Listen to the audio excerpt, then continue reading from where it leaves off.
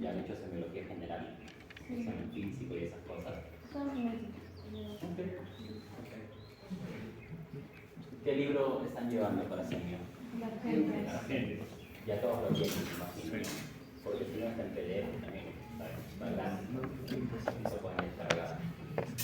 Normal, esta clase, por ser primera clase, he tratado de hacer diapositivas, por así decirlo, extensas, para que tengan una referencia de. Pero las siguientes clases solamente van a ser diapositivas referenciales, o sea, que nos ayuden a mantener un orden. Por ejemplo, si dentro de lo que tenemos que hablar, vamos a suponer, tenemos que hablar de neumonía, voy a poner el título de neumonía, a lo mucho una imagen, y listo, se acabó la diapositiva. Porque la idea es que todos los que estudian medicina deben ir al libro. Y hay una mala costumbre normalmente de estudiar de diapositivas. Y no es así. Por lo menos conmigo no va a ser así. Vamos a leer el libro. Semiología es fácil, el argente es fácil. Y la idea es que hagamos una clase participativa.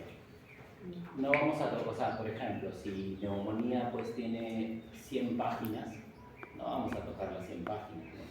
Porque no necesito que ustedes sepan, por ejemplo, una neumonía por Klebsiella, y una neumonía por estafilo, y una neumonía por moraxella. O sea, eso no está todavía para pregrado, eso es para posgrado. Pero sí necesito que sepan lo básico de una neumonía, por ejemplo, que tiene que haber pléticos, que siempre va a haber un síndrome de condensación y que siempre va a haber de todas maneras una dificultad respiratoria. O sea, cosas así son las que vamos a ir plasmando. O sea, el curso va a ser enfocado a lo que necesitamos en pregrado. Pero sí, por favor, vamos a leer el libro. No vamos a sacar el examen de las diapositivas. Nuevamente, por lo menos conmigo no va a ser así. ¿Ya? Otra de las cosas que yo suelo hacer es que a mis clases vienen leyendo el tema y hay un pretest. Esta vez no lo vamos a hacer, pero la siguiente sí. Un pretest nos va a ir de lo que toque, ¿no? O sea, ya vienen en sílabus ustedes, ¿no? Y si no, les digo, la próxima nos toca síndrome bronquial agudo y síndrome de condensación. Así que va a haber un pretest de 5 preguntas, es rápido, que es básicamente para que ustedes también puedan venir leyendo y hagamos la clase mucho más fácil. Necesito una clase participativa, porque si me voy a parar a decir todo, pueden verse un video en YouTube. Se acabó. La idea es que participamos todos, ¿no? Que si hay dudas las podamos comentar y la idea es que salgamos aprendiendo todos. ¿Ya? ¿Tienen alguna duda al respecto? ¿Algo que no haya estado claro? ¿No? Ok. Entonces vamos a ir empezando, poco a poco los vamos a ir conociendo. En teoría tengo entendido que es una clase de 4 horas, ¿no? Ustedes serían toda la promoción y ya, vamos a... Nuevamente, el examen, por lo menos mis preguntas van a salir del libro, no van a salir de las diapositivas, ¿ya? Y lo que yo también, desde ya les digo, suelo hacer para las preguntas es que ustedes apliquen la medicina a un paciente, o sea, van a ver casos clínicos. Empezamos con casos clínicos sencillos, ¿no? O sea, no vamos a poner pues de repente una vasculitis reumatoide, ¿no? Cosas así, no, pero casos sencillos sí vamos a poder manejarlos. Porque ustedes eventualmente van a tratar personas, ¿no? Y de lo que me toca ver, por ejemplo, a los residentes que me llegan al hospital, hay cierto déficit por el tema de la pandemia, ¿no? O sea, fueron profesionales que se formaron 3 años básicamente en sus casas sin tocar pacientes. Ustedes no han tenido que pasar por eso, ustedes sí van a poder hacer práctica clínica, pero un médico tiene que tocar pacientes, un médico tiene que entender una enfermedad, cómo va a responder eso en el cuerpo humano. ¿Listo? Así que nada, vamos empezando para poder terminar. Al final, como le dije, las diapositivas van a ser simplemente referenciales para tener un orden, pero vamos a tratar de mantener, de sacar todo el libro. el doctor Juan Peña, yo soy médico internista, he enseñado en la Universidad de San Martín, en la Sapienza. Yo soy egresado del pregrado de San Martín, posgrado de la Vía Real, he hecho mi presidentado en el Hospital Menara y en todas las cosas que me han ayudado para la formación de medicina. Así que tratemos de, como les dije, hacer una clase participativa para que podamos estar todos bien enfocados. Más o menos esto es lo que vamos a tocar el día de hoy, no necesariamente en ese orden, pero es lo que vamos a ir hablando, ¿no? Vamos a ir de lo más sencillo a lo más complicado, ¿no? Entonces, dentro de lo que nos va a tocar, empezamos con el tema de, básicamente, ¿qué es lo que quiero que sepan de la semiología respiratoria? Como toda semiología, siempre va a ser la evaluación de un conjunto de signos y síntomas. Ustedes al estar en semiología van a ver que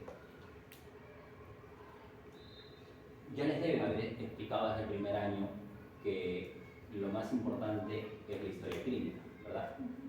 Y normalmente, ¿dónde se encuentra el diagnóstico? ¿Qué pasa? En la anamnesis. Muy bien, en la anamnesis. El 80% de los diagnósticos están en la anamnesis.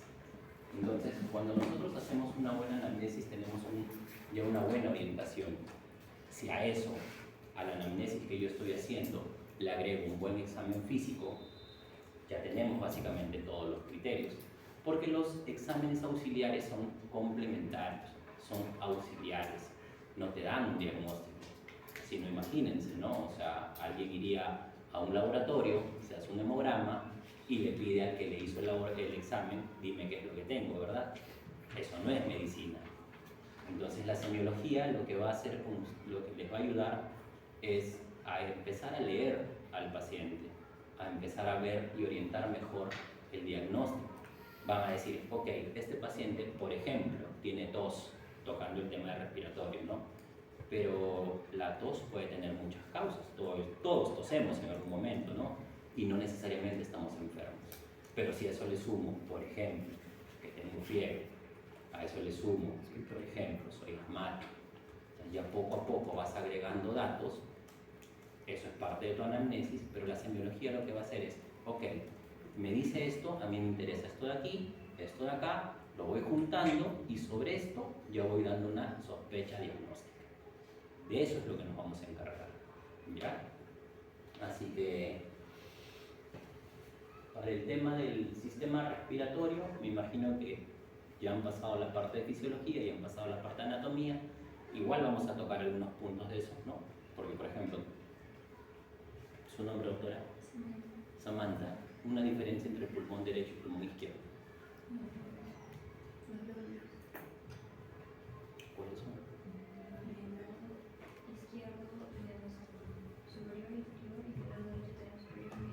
Muy bien. Muy bien. Entonces esa es la idea. Que apliques lo que ya vienes aprendiendo, lo vas a entender acá, ¿no? Y en anatomía también le deben haber enseñado, doctor, su nombre, disculpe. Jordan.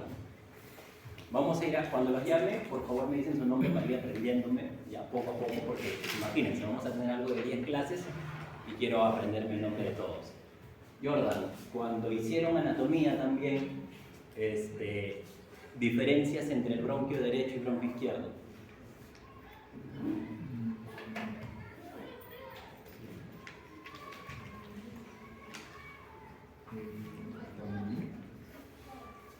Lo que se te ocurra, la idea es participar. La altura donde se bifurca. Dime lo que tú desees. Eso. Acá no hay respuestas incorrectas. Ustedes están en etapa formativa. Mientras que estén en etapa formativa, se les permite los errores. Ya cuando sean residentes, y si son mis residentes, hay cosas que no les voy a permitir. Porque ya van a tocar personas. Y lo que ustedes hagan mal va a repercutir en la salud de alguien. Mientras que están en etapa formativa, pueden equivocarse, tienen todo el derecho de equivocarse. Pero así como tienen todo el derecho de equivocarse, también tienen toda la obligación de leer. Porque para eso decidieron estudiar medicina. Medicina es una de las carreras más largas, las que más lees y las que más te van a exigir. Así que empecemos. ¿Qué se te ocurre? La diferencia entre el bronquio derecho y el bronquio izquierdo. La altura donde se bifurca. ¿Dónde se bifurcan? No recuerdo. Ok. Doctora, ¿usted lo puede ayudar? ¿Su nombre? Paola.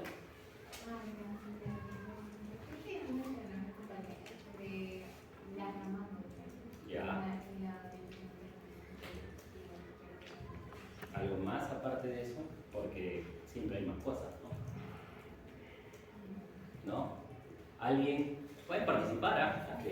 El bronco derecho es corto y diámetro ancho y el izquierdo es largo y diámetro. Muy bien, eso es una muy buena diferencia. Adelante. Eso es una muy buena diferencia. ¿Y eso por qué nos interesa? ¿Alguien tiene alguna idea? ¿No? Porque ese como que, digamos, pues hay armonías celulares, generalmente 50 Muy bien, doctor. Eso va a hacer que la mayoría de procesos respiratorios sean más hacia el pulmón derecho que hacia el pulmón izquierdo. Entonces, ¿se dan cuenta cómo lo que ustedes van llevando poco a poco lo vamos a ir metiendo ya a un cuerpo? Y a eso le vas a ir sumando ya luego otras variantes, ¿no? Entonces, lo que necesito es eso, que participemos. Yo no sé varias cosas, a mí me falta todavía aprender. Y voy a aprender también de la mano de ustedes. Pero sí necesito que participemos. Porque si nos vamos a... Si yo hablo, es más fácil y ustedes se quedan dormidos y hacemos como que todo está listo. Y no es la idea. Y un médico siempre tiene que tomar acción. Cuando suceda algo, y yo trabajo por ejemplo en emergencia, cuando sucede algo, quien toma las decisiones eres tú. Los enfermeros, dentro del gran trabajo que hacen, los técnicos y todo eso voltean a ver al médico, porque son ustedes quienes van a tomar las decisiones. Si ustedes van a ser tímidos y no van a contestar o van a tener miedo al error, vamos a tener problemas. ¿Ya? Así que, vamos. Con esto ya lo saben, hacer una buena historia clínica, hacer un buen examen físico y luego lo terminamos con las pruebas complementarias y todo eso. Que lo vamos a ver, o sea, como le digo, esto de aquí solamente es como que una guía. Al final lo vamos a ir tocando en el paciente. Listo, empecemos con la tos. Doctora, ¿su nombre, disculpa? Darling. ¿Qué me puede decir de la tos? Es un reflejo de es un mecanismo de defensa. Muy bien, eso es importante. Es un mecanismo de defensa. La tos es un mecanismo de defensa. Por lo tanto, si es un mecanismo de defensa, usted, doctor, considera que debo evitarla o debo promoverla. Lo más lógico es que lo deba promover, ¿no? Si yo tengo una tos y partimos por el concepto de que es un mecanismo de defensa, entonces no debo siempre apagar la tos, salvo cuando ya me esté causando complicaciones. ¿Listo? Entonces, si la tos es un mecanismo de defensa, punto número uno, no todas las tos se tienen que evitar. Algunas debemos respetarlas, o sea, dejarlas ahí porque es parte del proceso, otras debemos facilitarlas y algunas sí que nos puedan complicar, debemos inhibirlas. Pero ¿cuándo hago qué cosa? Y eso va a depender de la patología que tengamos. Si tengo un paciente, por ejemplo, tosedor crónico con tuberculosis, que está con la enfermedad a flor de piel, no voy a facilitarle la tos, ¿no? Porque lo que va a hacer es una contaminación tremenda a todos, y no solo eso, sino que pacientes tuberculosos pueden tener bulas o cavernas, y producto de la tos se pueden reventar. Y eso de ahí, luego, va a generar, si es de contenido purulento, obviamente no es un empiema, si es de contenido sanguinolento, ¿no? Vamos a tener un hemotórax, y eso a la larga, la tos va a hacer que lo botes, y eso se llama una hemoptisis, ¿no? Entonces, que son los puntos que vamos a tocar ahora, pero necesito que vayamos organizando, y eso es importante. Entonces, dentro de la tos, vamos a ver el tema de la definición, que ya sabemos que es un mecanismo de defensa, es un reflejo, es un epifenómeno. ¿Por qué se llama un epifenómeno? Porque es secundario a. La tos de por sí no viene sola, ¿no? O sea, nadie tose porque quiso toser. O sea, es consciente, sí, pero casi siempre es involuntario. La tos normalmente responde a factores irritativos. que pueden ser alérgicos, que puede ser ambiental, que puede haber por polución, que puede ser químicos, incluso el calor, factores internos, como por ejemplo un paciente asmático, ¿no? Entonces, vamos a ir viendo eso. Entonces, como les dije, esta primera clase les estoy poniendo mucho contenido en las diapositivas, solamente para que nos podamos orientar, pero vamos a sacar todo del libro, ¿ya? Vamos hablando y vamos a ir viendo todo el libro. Entonces ahí, nuevamente, es un reflejo defensivo. En muchos casos, no la debemos inhibir. Es espasmódica y es retentiva, ¿ya? Los estímulos, ya lo hemos hablado, estímulos inflamatorios, ¿no? Estímulos mecánicos. Doctor, ¿qué ejemplos o qué entiende usted por estímulos mecánicos? Por ejemplo, podría ser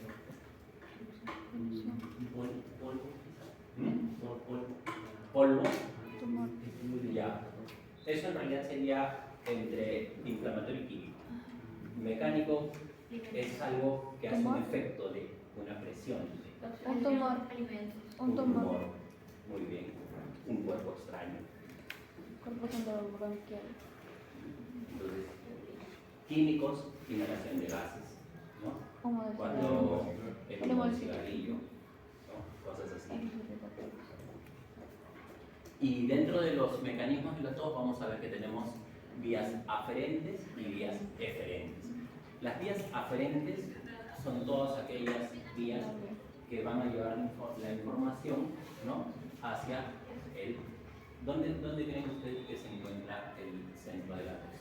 En el bulbo. Muy bien. Entonces todas las vías aferentes van a llevar ese estímulo hacia el bulbo y la tos necesita ser consciente. O sea, necesito procesar una información para decir, ¿de esta forma voy a reaccionar? No, porque si la tos fuera consciente no llegaría al bulbo. ¿A dónde debería llegar? Ya han hecho anatomía, ya han hecho neuroanatomía. A la corteza.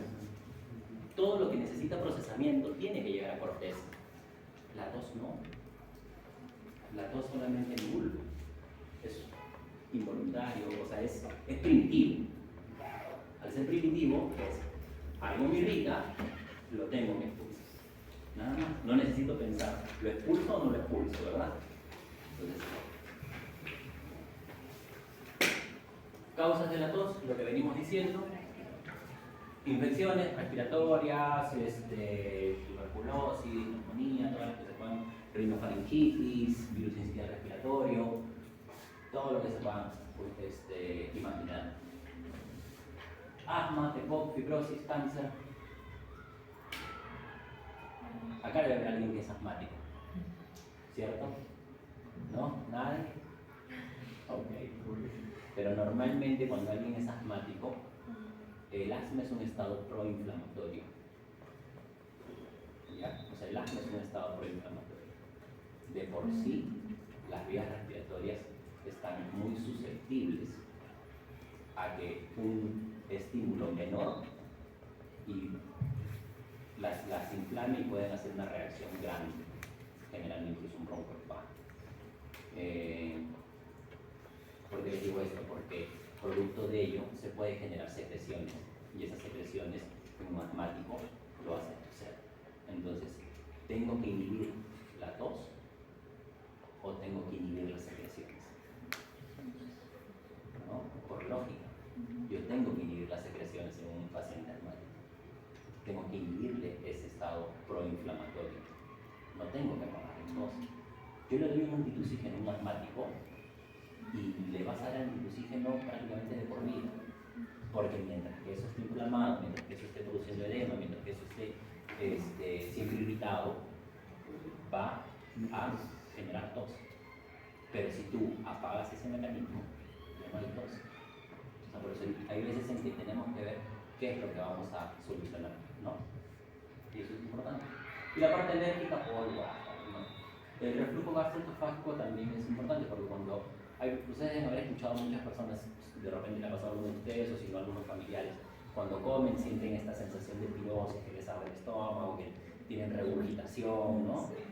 Cuando eso es crónico, genera tos. Porque obviamente ya luego ya han llevado histología, ¿no? Y saben que la tráquea, ¿qué epitelio tiene?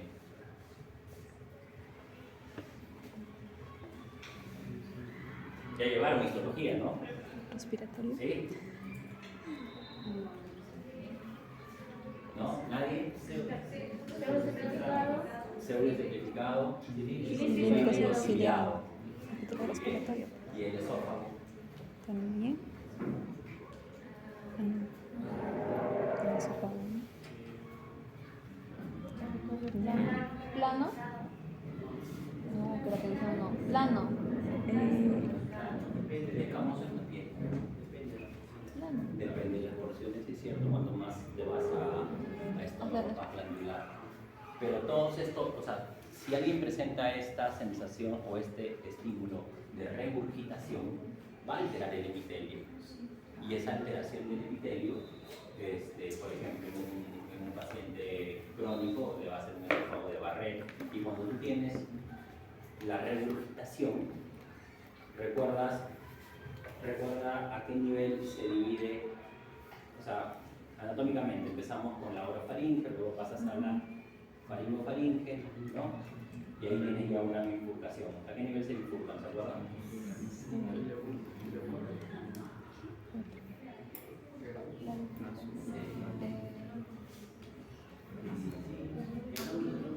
Debajo de ¿dónde?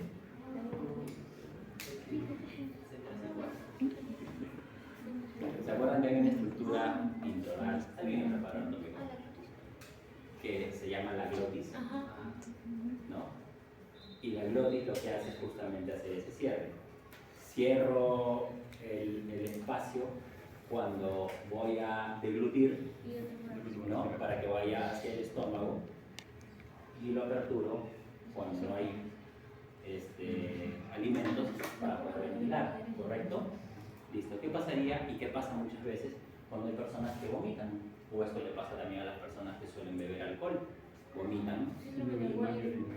Y el síndrome de Maguire-Weiss es básicamente por la fuerza que hacen al desgarramiento de la mucosa.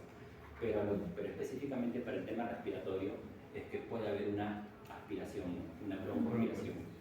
Y eso de ahí te puede generar una neumonía aspirativa, que es una neumonitis química. Entonces, todo eso, ¿y cuál va a ser su manifestación? O sea, si tú pasas un alimento o lo llevas a la vía respiratoria, ¿qué vas a ocasionar? El primer mecanismo de defensa, hacer la tos. Entonces, la tos al final termina siendo más defensiva que patológica, ¿no? Eso de aquí es básicamente las vías anatómicas, ¿no? Donde van a ver que está involucrado, pues, ¿cuál es el quinto párrafo? ¿Se acuerdan? Y el noveno. Ya el décimo.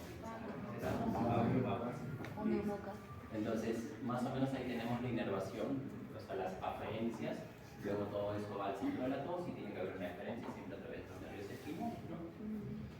El nervio frénico, ¿por qué es importante el nervio frénico? Porque inerva la glotis, no. Inerva el diafragma, así es. ¿Y cuál es el principal músculo respirador? El diafragma. Y cuando tienes una lesión a nivel del nervio frénico, por ejemplo, tienes una lesión a nivel del plexo braquial, tienes una parálisis del diafragma. Y todo eso luego se queda reproducido en mecánica ventilatoria. Entonces se dan cuenta como poco a poco lo que ustedes van llevando lo vamos a llevar a la práctica clínica. ¿Sí?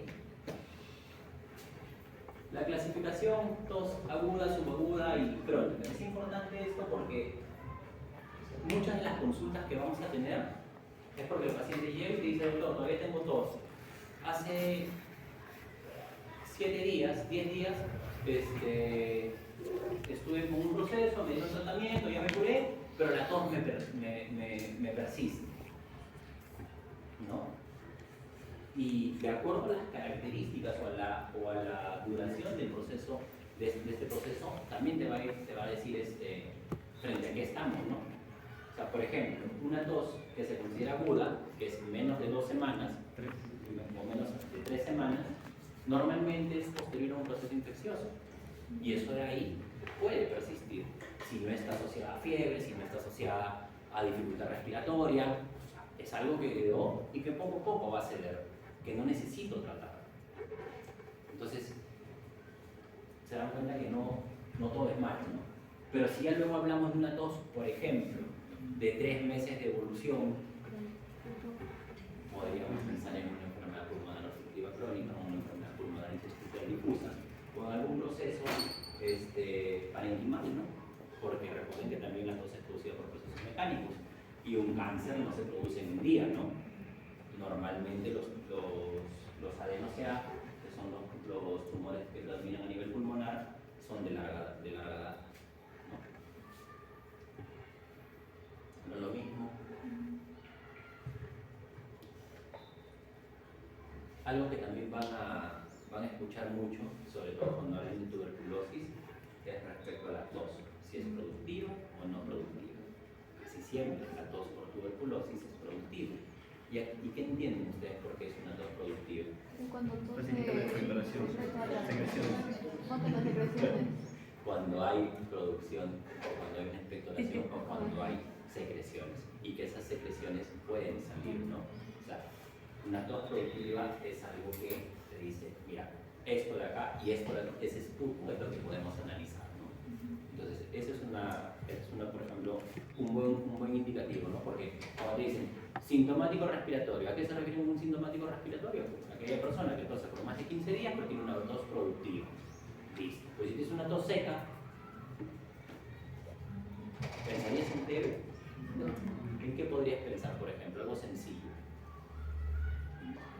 Un paciente tosedor, pero tos seca. Asmático no es tos seca. Cáncer tampoco. Pero algo sencillo, un fumador. Un fumador. Nos dicen, doctor, ahora ya no fumo, ahora vapeo. Listo. Igual es. Lo único que cambia es el olor. Dependiendo de uno,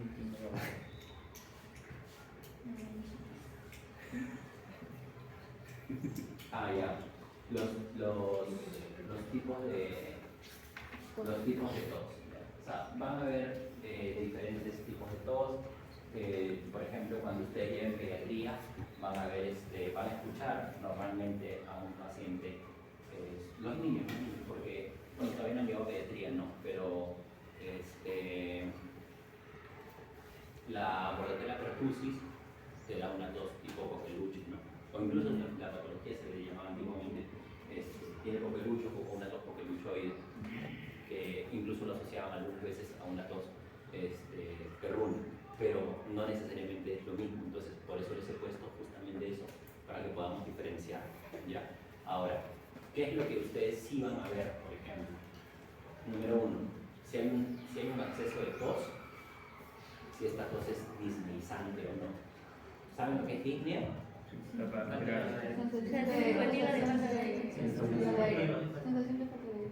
La disnea es una sensación o una dificultad respiratoria. Entonces, si te digo que hay una tos disneizante, ¿qué entiendes? Una tos, Así es, una tos que te genera y que te ocasiona dificultad respiratoria, ¿no? Entonces, vas a tener ese tipo de tos, sobre todo, por ejemplo, ahí sí puedes tener una tos disneizante, sobre todo, por ejemplo, en un paciente asmático, en un paciente con una enfermedad pulmonar también. ¿Por qué? Porque las enfermedades pulmonares intersticiales, ¿no? De por sí ya hay una fibrosis, ¿no? Entonces, cuando hay fibrosis no hay un buen intercambio gaseoso, y eso ya lo veo en fisiología, ¿no? La hematosis, ¿no? Si saben, la membrana alveolar, la difusión gaseosa, ok, si eso de ahí no es membrana alveolar y se vuelve tejido fibroso, no hay una buena hematosis, ¿no? Entonces, lo poco que tienes, si lo toses, haces una expulsión rápida y lenta de los dos, entonces te va a bajar la saturación, entonces te genera una disnea. ¿Listo? Es una tos disnea. Luego, ¿qué más puedes tener? La tos emetizante. ¿Qué entienden ustedes por emesis? Con Vómito. vómito. Muy bien. Entonces, si es una tos emetizante, quiere decir que va a ser una tos que me lleve al vómito. Y eso de ahí casi siempre se da en los niños. No es exclusivo, ¿ah?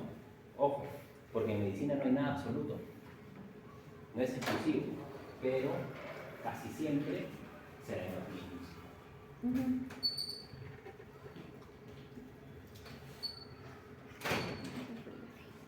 No, disculpa, no podría ser al revés. Un vómito que induzca a toser. No. O sea, La tos para el tipo de para cuando estamos hablando de la tos induce al vómito, porque la tos es una... Cuando tú tienes tos, generas una presión intraabdominal y una intratorácica, que vendría a ser, intratorácica sería negativa para poder botarnos. Entonces, el vómito, o sea, cuando alguien vomita, primero es el vómito. Y difícilmente te viene tos, salvo cuando el vómito pase a la vía aérea. Pero la tos, por ese mecanismo, el simple hecho de toser, sí te puede llevar el vómito. Casi siempre en los niños, pero también puede darse en los adultos, ¿ya? Sobre todo en los pacientes asmáticos. Ese es un caso clínico que ya lo tienen también en el libro, pero bueno, vamos a ver. A ver, la doctora que está al fondo. Hola, ¿cómo te llamas? A ver. Caso clínico, Rómulo, de 50 años, consulta por tos seca nocturna de 3 meses de evolución. Lo despierta y se acompaña de sibilancias y sensación de opresión torácica. Como único antecedente de importancia refiere rinitis estacional con abundante secreción serosa.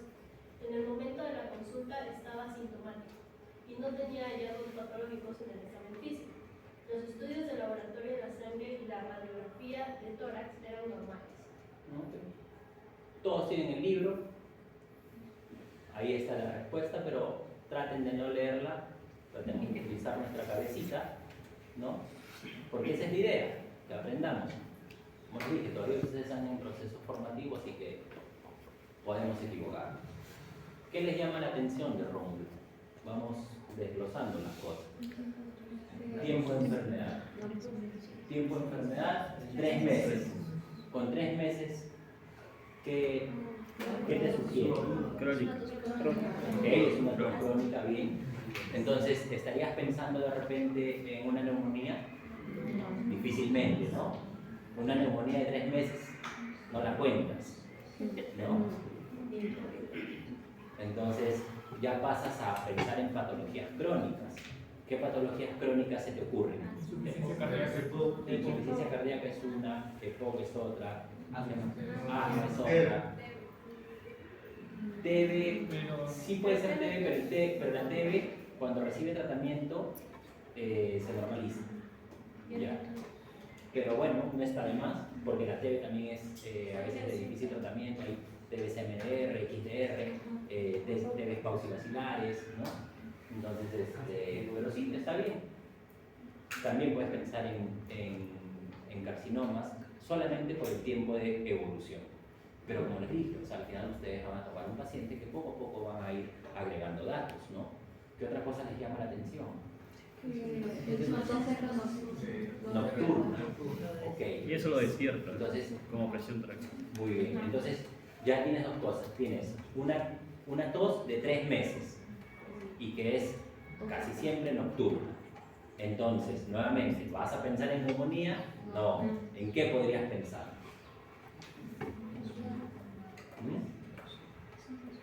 No tan sudado. Suazo. Ya. Puedes pensar en asma, ¿sí? ¿Qué otra cosa? Insuficiencia cardíaca también puede ser. En insuficiencia cardíaca. Porque no es... Hasta ahí, con esos dos datos, con solo esos dos datos, yo pensaría más en algo coronario que en algo pulmonar. Sí, porque Por esos dos datos nada más. pero naturalmente el caso clínico tiene más cosas, ¿no? Pero solamente por dos datos, por decir, tosedor y de noche, lo primero que pienso es una ICC, siempre. Pero a eso le voy a empezar a agregar datos, ¿no? ¿Qué otra cosa te dice? A ver, mira, te dice Tiene sibilancias. que tiene sibilancias. Ya. Los sibilantes Propio de asma. no son propios, o sea, son características, porque propio es algo que es exclusivo, ¿listo? Y cuando ustedes no les ha tocado todavía, pero cuando hay un cuerpo extraño, el paciente también se mira por el esfuerzo inspiratorio que hace, o sea, hay un bloqueo, el árbol bronquial y todo el sistema respiratorio es básicamente tubos, ¿no? O sea, como ustedes han visto, incluso a nivel microscópico, veían su alveolo, era redondito, entonces todos son tubos, ¿listo? Pero si ese tubo tú le haces una obstrucción, va a silbar. ¿Alguien ha tocado una flauta alguna vez? ¿Han visto una flauta? Eso de ahí le cambias solamente el diámetro del tubo, o incluso las quenas, le cambias la longitud, le cambias el diámetro y te emiten un sonido diferente. Ok, igual es en el árbol bronquial. Si tú tienes un cuerpo extraño, vas a silbar. ¿Ya? Por eso no es propio, pero es característico. ¿Ya? Entonces, ya con eso te dice, estás pensando en asma. ¿Y qué más? Le agregas que encima tiene rinitis estacional. ¿La rinitis es un proceso infeccioso? ¿Tienen idea? Las rinitis son casi siempre alérgicas. Las rinitis son casi siempre alérgicas. Y el asma es un estado proinflamatorio, pero es un estado alérgico. Entonces, con todo eso, ya vamos sospechando que es asma, ¿verdad? Listo. Y luego te dice, pero tiene exámenes de laboratorio, específicamente me imagino un hemograma y una radiografía normal. Entonces dices, ¿es asma o no? No, ¿Por qué no? porque tendría en los exámenes. En nuestra región podría estar aumentando la IG, pero no Ya, sí es cierto, pero ya te estás yendo a un examen de repente un poquito más, más fijo, por así decirlo, más fino. Normalmente empiezas haciendo un hemograma, ¿no? El hemograma, un asma te va a alterar el hemograma. ¿Por qué no?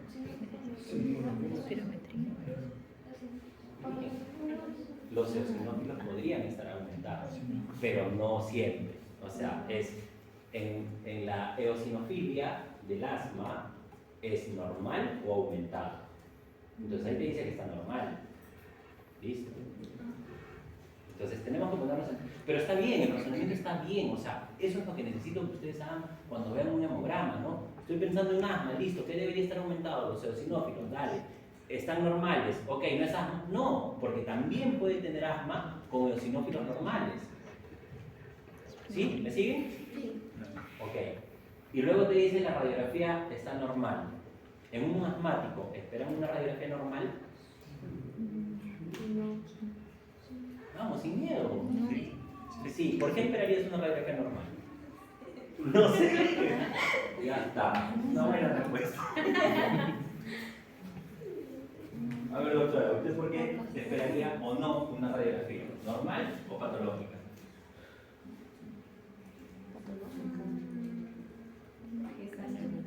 Estamos pensando en asma. Ahora, si usted tiene otra conjetura, porque usted me puede decir, ¿sabes qué? Mira, yo estoy pensando en una ICC. Y si es una ICC, la radiografía debería estar en esto. O sea, aquí la idea es que participemos. Yo me puedo equivocar, porque ya les he dicho, no lo sabemos todo, ¿no? Entonces, si ustedes creen que no es asma, enhorabuena, ¿sabes qué? Mira, yo no creo que sea asma, yo creo que es tuberculosis, una ICC, una insuficiencia, yo qué sé, tiene una parálisis diafragmática, o sea, no sé. Pero la idea es que participen. La idea es que ustedes mismos saquen la respuesta. Yo les he dicho, si yo me pongo a leer esto, al final no aprendemos ninguno. Y por lo menos yo ya lo aprendí esa parte. Lo que necesito es que ustedes entiendan lo que hacen. Estamos acá para desarrollarlo, para que poco a poco lo saquen ustedes mismos. ¿Qué pensaría usted, doctora? Con las sibilancias podría ser asma. Ya.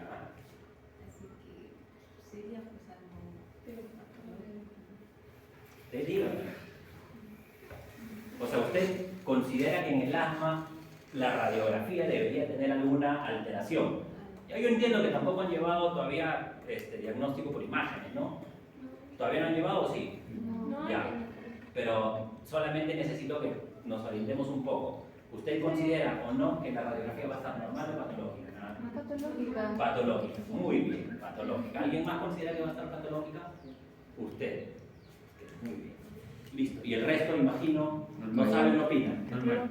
¿El resto piensa que es normal? Sí, vamos. ¿Por qué pensaría usted, doctora, que es patológico? Normal. ¿Por qué pensaría usted que es normal? No, tiene que haber alguna razón, ¿no? O sea, no puedo decir pienso esto simplemente porque... Por la parte que es algo superficial, un rayo X es algo superficial en la parte torácica y no creo que saldría en la parte del alveolo, el asma afecta los alveolos. Lo que se podría hacer, como dice el libro también, para confirmar el diagnóstico de asma, una espirometría y que reaccione el 12% de mayoría en el, no sé, pero para que confirmar que esas... El asma es un patrón restrictivo, entonces también se puede confirmar. ¿El asma es restrictivo? Obstructivo, Obstructivo, también se puede confirmar. No, pero ahí también no depende del tiempo de instalación del asma. Bueno, ahí dice 3 meses y eso, entonces puede ser que se pueda ser más notorio, por ejemplo, la hiperinflación del tórax en la radiografía. Un tórax enfisematoso sí te da alteraciones en la radiografía, pero casi todas las radiografías de asma son normales. Casi todas. Las que ya se complican, claro. Sí, porque yo Las que ya se complican sí van a dar alteraciones a nivel. Debido a que es superficial, doctor, ¿no? Es un buen razonamiento. Normalmente, normalmente ¿dónde está la patología del asma? El problema es el tejido o las células. Las células, ¿no? O sea, les estoy hablando nuevamente, cosas que ustedes ya llevaron. Ya llevaste fisiología y ya llevaste histología. ¿Listo? Y a nivel de las células, específicamente las células cebadas, ¿no? Va a haber una hiperreactividad de estas células, pero a nivel celular, o sea, no estamos hablando a nivel de tejido. Entonces el parénquima o el intersticio va a estar normal. Y la radiografía Debería normal. así es. Y algo que sí, por ejemplo, la guía del 2020 ya cambió, ¿no? Porque luego, o sea, conforme vayan ustedes avanzando, ahorita estamos usando, por ejemplo, libros, que va a ser, digamos, es parte de lo que ustedes tienen que ir formándose, ¿no?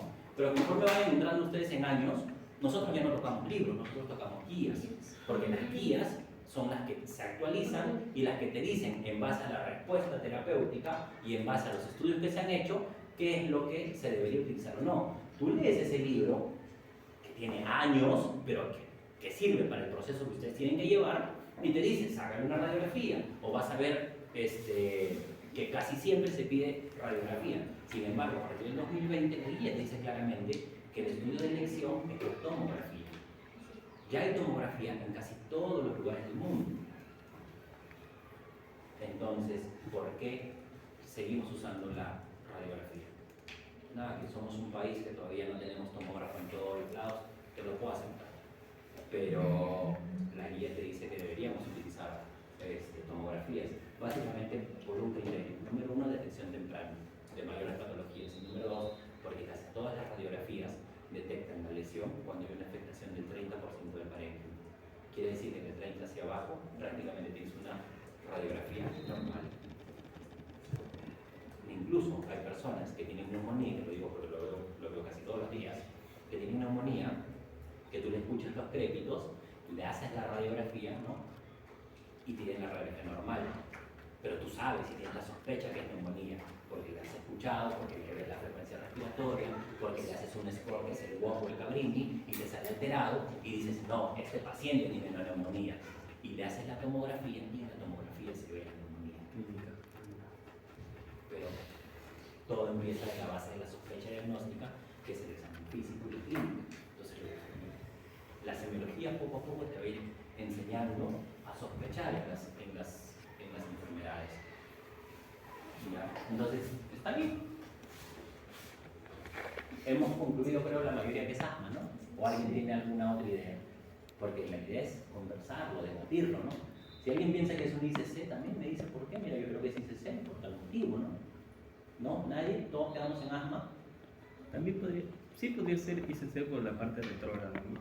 Pero ya al tener más, más clínica, que serían las sibilancias, ¿no? Te orienta más a una... Así es, vamos haciendo unidades. Por eso les dije, ¿no? Si tú me dices que un paciente tiene tos, te pido diagnóstico diferencial, me vas a decir 10 o 20 diagnósticos, solo porque te digo que tienes tos. Pero si a eso yo le sumo que hay fiebre, ya piensas en otra cosa. Si a eso le sumas que de repente hay expectoración, ya le vas sumando más cosas, ¿no? Entonces, lo que ustedes vayan recabando. Por eso quiero que entendamos, chicos, que la parte de la historia clínica es muy importante. Y de verdad, o sea, eso es algo que vamos a trabajar mucho porque es cierto que el 80% del diagnóstico está en la anamnesis.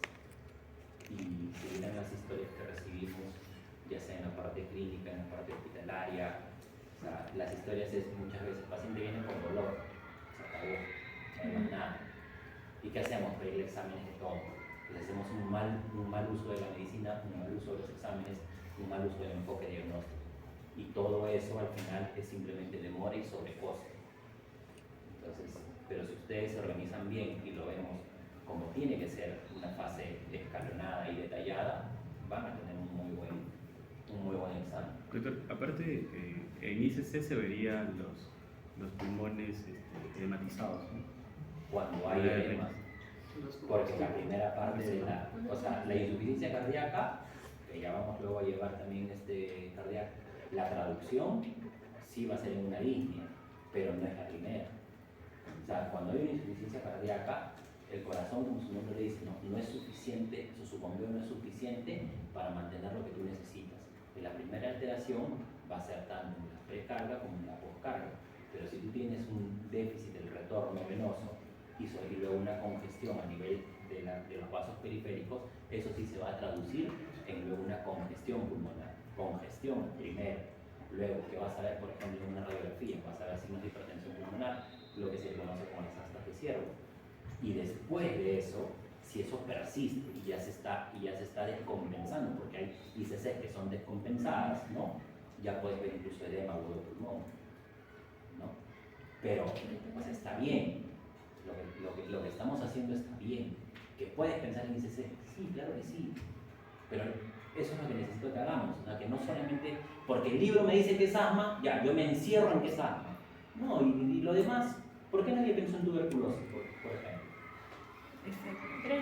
Hubiese salido el RX cavernoso, ¿no? Cavernoso. El RX hubiese tenido. No siempre, ¿No? no siempre. Porque uno es que no hay hemofisis, no hay otros síntomas B como sudoración, baja de peso, ¿no? No te hablan de una cadena ganglionar, no te dice que es... ¿Y la TB es una tos nocturna?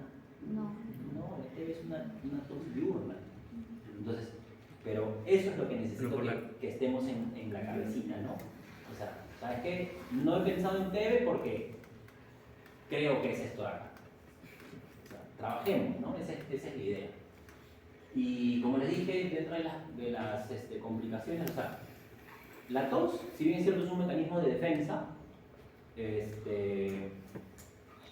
les he dicho que hay algunas tos que deben ser facilitadas, otras deben ser respetadas, como por ejemplo la tos que tienes después de 2 semanas, ya te di tú tenías una faringitis estreptocócica, ya te di tu antibiótico y ya te lo curé, te persistió en la tos, ¿te la tengo que tratar? No, esa tos no se trata, ¿listo? Pero hay otras tos que ya se están haciendo, por ejemplo, la tos disneyzante, como estábamos hablando, ¿no? O una tos emetizante, sí las tengo que tratar, sí las tengo que parar.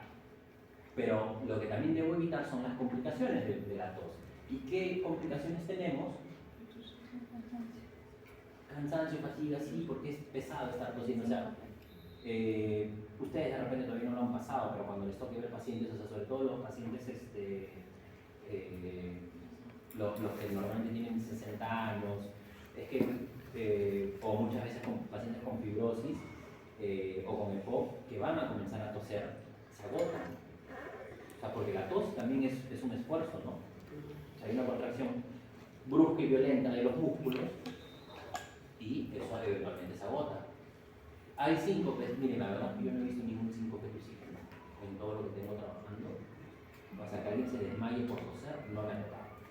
Si la literatura lo dice, es porque existe, pero a mí no me ha tocado. Yo también tengo que decir lo que me toca ver, ¿no? Neumotórax, sí he visto neumotórax, justo ya fue el día miércoles, no, el día sábado. El día sábado estuve en el hospital y un paciente tenía su tercer episodio de neumotórax espontáneo, paciente de 45 años, tercer episodio de neumotórax espontáneo, solamente por tos. Neumotórax espontáneo. Sí saben lo que es un neumotórax, ¿no? ¿Sí? La radiografía del niño. Ya, pero ¿qué es un neumotórax?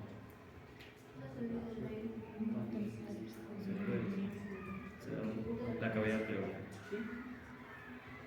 Tienen idea. Para empezar, el tórax el aire debe estar dentro de los pulmones o fuera. Fuera. No, debe estar dentro.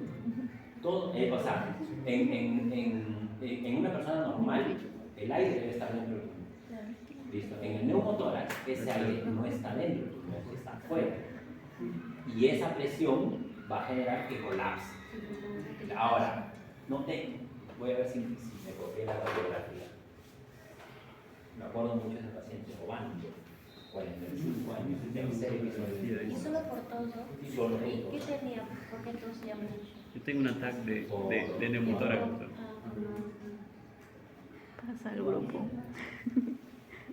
No, es que quiero que veas, porque lo que me dices, Doctor, nosotros tenemos un ataque de neumotórax. sí, y tu tomografía debe ser toda colapsada. Ahí Sí, pero sí, o sea, el aire siempre ¿Tienes tiene que neumotórax? Ya, por eso. O sea, esa de ahí, digamos, es la que en teoría iría para el libro, porque claramente ves el colapso total del pulmón. O sea, el pulmón que debería ocupar toda la cavidad, pero es un neumotórax ya masivo. El que nosotros hemos visto y el que vas a ver casi siempre, porque eso de ahí es obviamente claro, ¿no? El paciente te va a llegar pues ya con una dificultad respiratoria severa, con signos de agitación, ¿no? Pero este paciente llegó y estaba caminando, tranquilo, solamente llegó por dolor. No es broma, o sea, no tengo la radiografía, pero a lo que iba es... ¿El humor está atento o no? Sí, sí. Está la delegada. La presión de doctor, la presión de la tos hace que se rompa algo para Cuando hay bulas, Las bulas. Ajá, la bula. Eso es lo que... Y la bula no podemos controlar, ¿verdad? mira, la tomografía que tiene el doctor, el pulmón está así, prácticamente. ¿Sí o no? ¿Cómo se llama ese signo, doctor? ¿Ah? ¿Cómo se llama ese signo? Tiene un nombre ese signo. De ver el pulmón así. No, o sea, todo esto es tu campo pulmonar, porque lo que estás viendo es una radiografía o una tomografía. Listo, todo esto debería ser tu pulmón. El pulmón debería estar en todo, pero en el caso de la tomografía, de esa imagen que tienes, el pulmón está así, acá, colapsado, ¿sí o no? Listo. En el paciente que yo te estoy hablando y en el paciente que vas a ver casi siempre, porque eso de ahí es ya demasiado grosero, obvio. No, grosero no me refiero a que está mal, sino cuando hay algo, en medicina decimos algo grosero es cuando algo ya está muy cantado, pues, ¿no? Este paciente que te menciono, y muchas veces vas a ver el neumotórax solamente acá, por ejemplo. ¿Ya? O sea, todo lo demás está bien, ¿ah? Y por eso el paciente solamente te dice, doctor, a veces tengo un poquito de dolor, y tú le haces la tomografía, y si no tienes un ojo, digamos, agudo, pues está normal. Pero no, o sea, y solamente tiene aquí el problema. Este paciente que te estoy mencionando tenía esto así. Así nada más.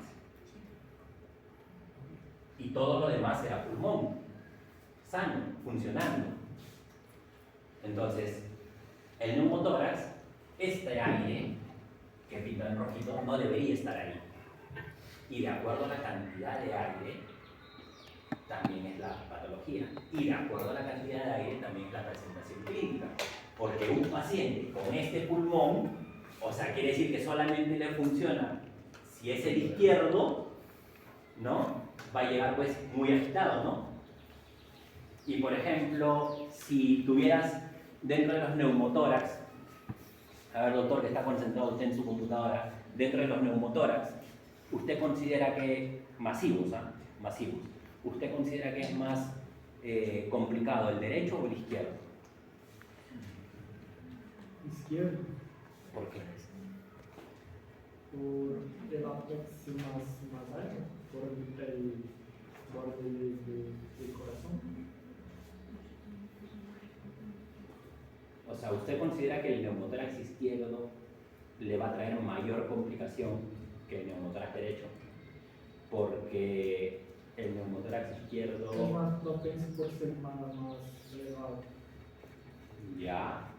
Ok, está bien. ¿Alguien que avale eso o alguien que lo refute? Está bien el izquierdo, pero por la parte de la ubicación del corazón va a entrar la presión torácica y también va a perjudicar al funcionamiento de la distensión cardíaca. Ya, o sea, el neumotórax puede complicar la función cardíaca. La izquierda. Podría ser, pero no siempre se da.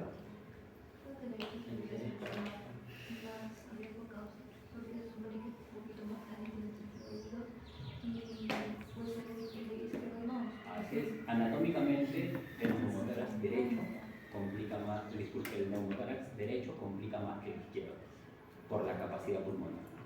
El volumen pulmonar izquierdo es menor que el derecho. Entonces, si tú tienes un neumotórax izquierdo pero te funciona el derecho, vas a tener dificultad respiratoria, pero vas a resistir mejor. Si tú tienes un neumotórax derecho y solamente te funciona el izquierdo, es más complicado. Tienes menor árbol frontal, tienes menor capacidad pulmonar. Ya. Entonces, neumotórax es una complicación, pero el neumotórax ya pues es una complicación rara, ¿no? O sea, no es algo que vamos a ver todos los días. ¿Qué cosa creen que es la complicación más frecuente de las dos? ¿Resfriado? El resfriado sería la causa. Rinitis, nuevamente, la rinitis sería también el origen para que te dé la tos. Dolor Lo que torácico. yo quiero es la tos, ¿qué complicación te va a dar? Dolor torácico. La más frecuente, dolor torácico. Dolor torácico. No solamente torácico, sino también costal, de los músculos también, pero sí, dolor torácico. Y ese es uno de los puntos que vamos a tocar, porque si yo tengo un paciente con dolor torácico, ustedes dentro de lo que pueden sospechar, no sé, ¿ya van a hospitales o todavía? De repente poco todavía, ¿no? Pero ya van a empezar a ir. Muchas de las consultas que tenemos es por dolor torácico. ¿Y qué cosa crees que van? O sea, ¿tú crees que los pacientes van y dicen, doctor, ¿sabes qué? Me duele aquí el pecho y yo creo que es por la tos? Difuso. No, pero ya, o sea, ustedes pónganse en el caso del paciente. El paciente llega y dice, doctor, me duele el pecho. ¿Qué piensan que el paciente que tiene? ¿Qué creen que tiene? Exacto, corazón. ¿Quién dijo corazón? Alguien dijo por acá corazón. Sí, normalmente casi todas las consultas de dolor torácico son pensando que es un origen cardíaco. ¿Ya? O sea, casi todos los pacientes que te van a llegar a la consulta por un dolor torácico, casi todos van a pensar que es de origen cardíaco. No. Entonces, ahí viene la anamnesis, ¿no? Señor, ¿y usted desde cuándo presenta este dolor? Señor, ¿y usted en las últimas 2 semanas ha tenido un proceso respiratorio? Señor, ¿y usted ha estado con tos? Señor, ¿usted ha tomado alguna pastilla? ¿No? Y al final decantan en que no son dolores de origen cardíaco. Pero esas son las cosas que... Y el sangrado superficial de la piel es algo que también van a ver sobre todo en niños. ¿Ya? Los niños tosedores que cursan con los procesos ventilatorios y eso, se ponen aquí rojito todo, incluso pueden llegar a tener puntos rojos, ¿ya? Y eso es esperable. porque es la ruptura de los vasos. Eso no es una hemorragia, es simplemente una reacción, ¿ya? Y solito va a desaparecer.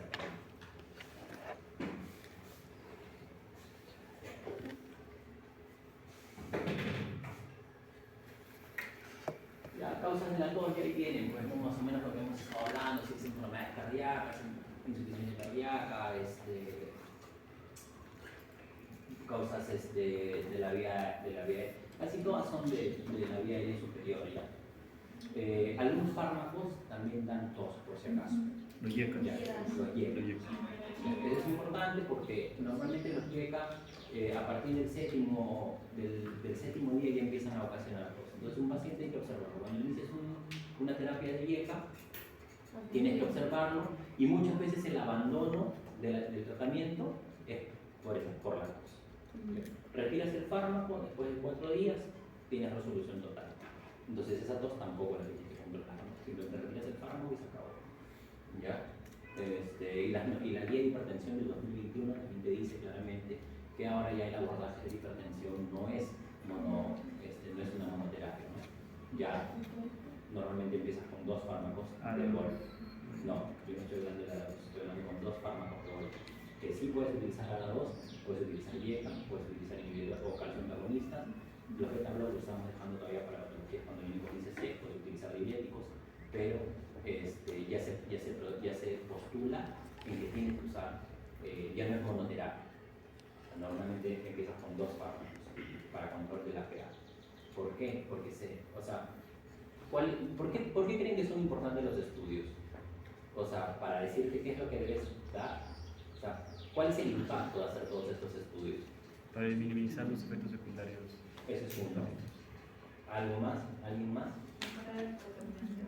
Mejorar el tratamiento. ¿Qué más?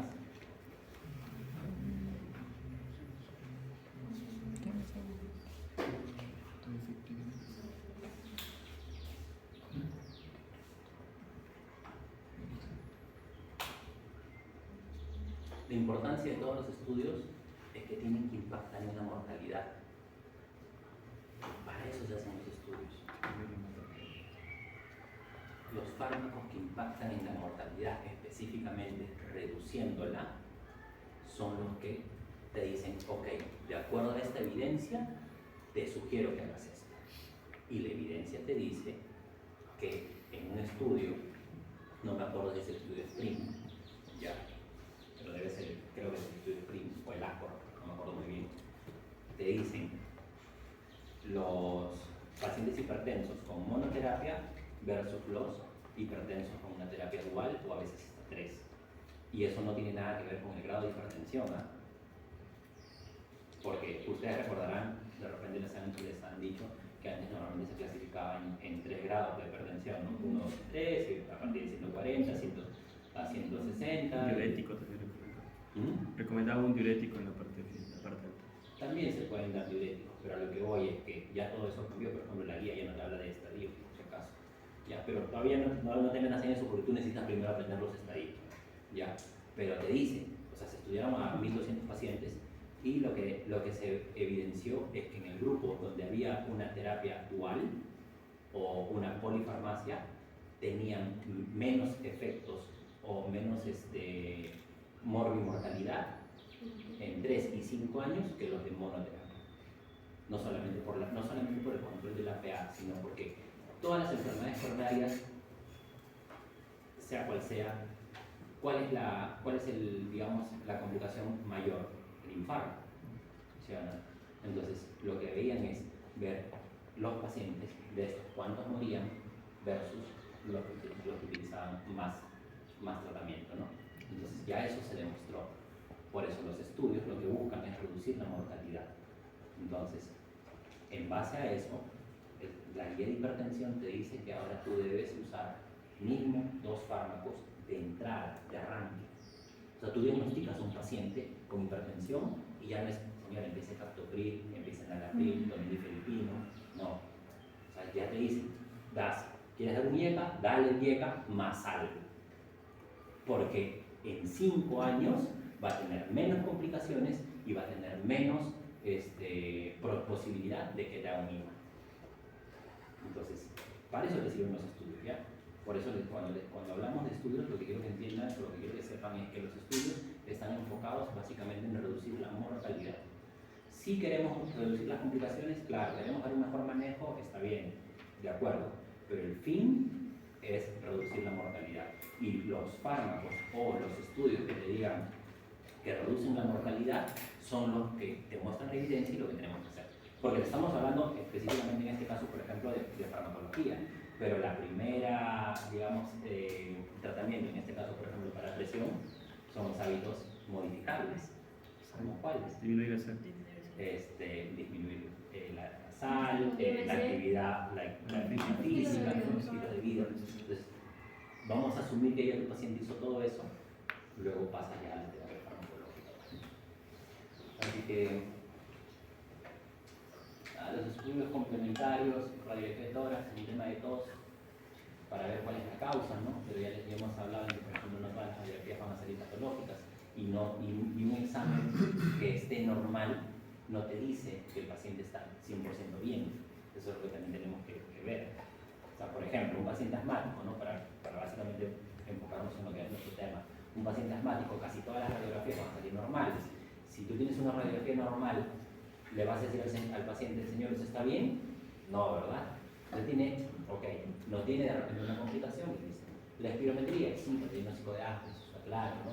Cultivo de esputo. ¿Cuándo cultivamos un esputo? TBC. TBC, tuberculina. Para TB. Para TB. No, ese es el BK. Mira, antes se maneja, por ejemplo, para TB, ¿no? Haces el BK. ¿Qué es el BK? ¿Entienden? ¿Saben más o menos qué es el BK? Es la vaciloscopía, ¿no? O sea, ¿cuántos bacilos encuentras por cada muestra? Listo. Si tienes un bar más de 100, obviamente ese es un bacilo, ese respiro está botando por bacilos, ¿no? Pero ahí te ves pausivacilares, o sea, te ves que tú le haces el BK y siempre te va a salir negativo o menor del rango. Y el gol estándar sigue siendo todavía el cultivo. Pero ¿cuánto te demora un cultivo en una TB? ¿Tienen idea? No sé. 3 días dicen por acá. ¿Alguien más? 5 días. Una semana, ya vamos en 7 días. Un mes, 30 días, no, la doctora. ¿Alguien? ¿Nada? 60 días.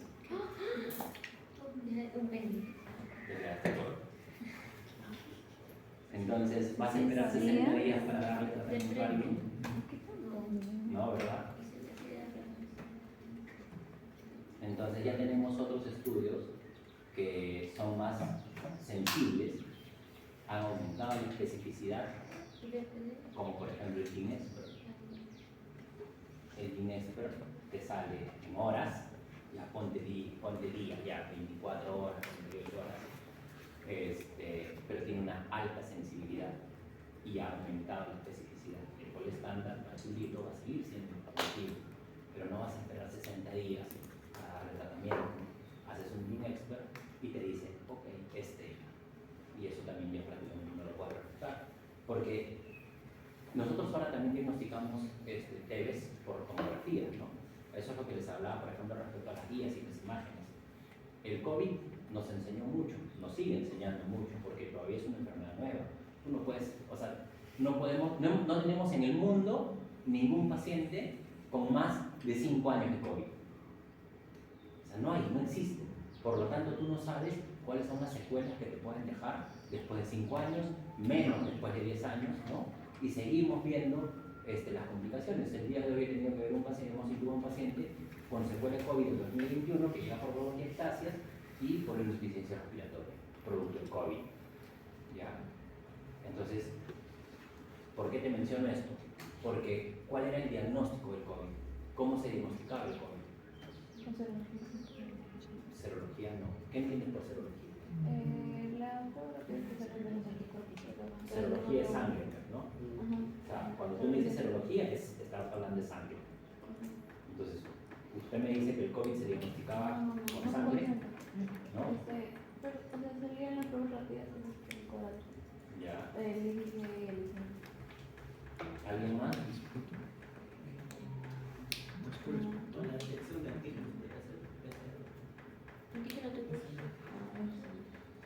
Tienes razón, aunque te equivocaste un poco el concepto. Los antígenos y los anticuerpos, sí. Básicamente ese era un poco el tema de la prueba rápida, detectar los antígenos contra el COVID, ¿no? O los anticuerpos específicamente. Pero cuando me hablas de este PCR, ya estás hablando de otra cosa. ¿Ya? El PCR, ¿en qué sabe? Ya llevo bioquímico, ¿qué es el PCR? Puede ser reacción de proteínas. ¿Ah? Proteína C reactiva. Proteína C reactiva. ¿Qué es la proteína C reactiva? Es una proteína que se libera en Estados Unidos. En estados inflamatorios. Ya. ¿Qué más? Vamos, ¿qué más?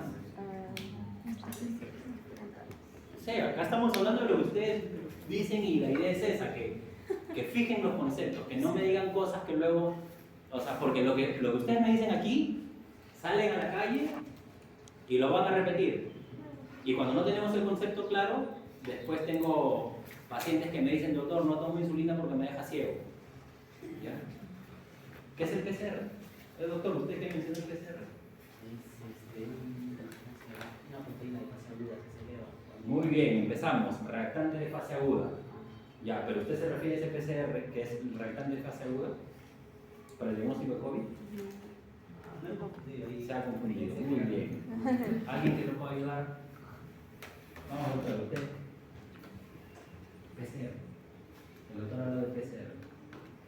Pero el PCR es una prueba que lo que se encarga es de, como ya dijo, como algo inflamatorio, o sea, aumenta sus niveles en sangre cuando hay una inflamación muy fuerte. Entonces lo que se hace es medir esa cantidad para ver si es que hay una desinflamación. Ya. Eso es el PCR que usted me está hablando es un reactante de fase aguda. Pero yo le pregunto, ¿ese PCR lo utilizamos para el diagnóstico de COVID? No, más fue lo de las pruebas rápidas, la prueba de antígenos. Antígeno anticuerpo. Ya. Esto es lo que más necesitaba. ¿Alguien más? No está en el libro, así que... Y algo que me decían mis profesores cuando yo estaba todavía en la residencia, googlear es de cobardes. No, es que sí, pasábamos visita, me acuerdo mucho. Pasábamos visita y te hacían preguntas ya de residente, pues, ¿no?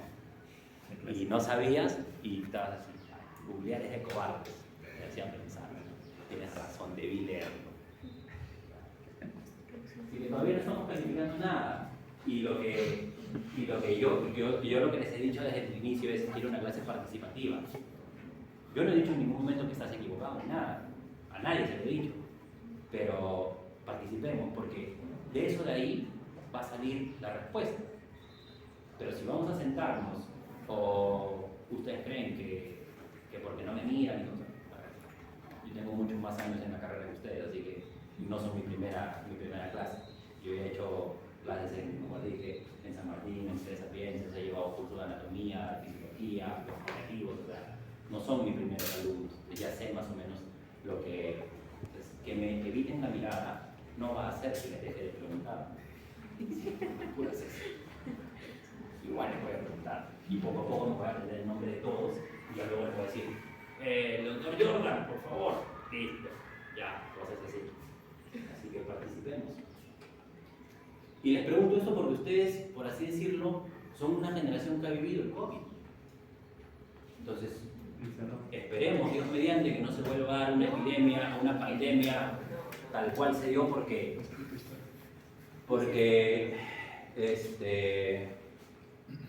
creo que todos, de una u otra manera, hemos perdido a alguien, ¿no? Si no nos tocó a alguien cercano, por lo menos algún conocido. El COVID se llevó a mucha gente. Y a mí me tocó estar ahí. Y a lo que voy es que tenemos que aprender de esto, porque algo tenemos que sacar, ¿no?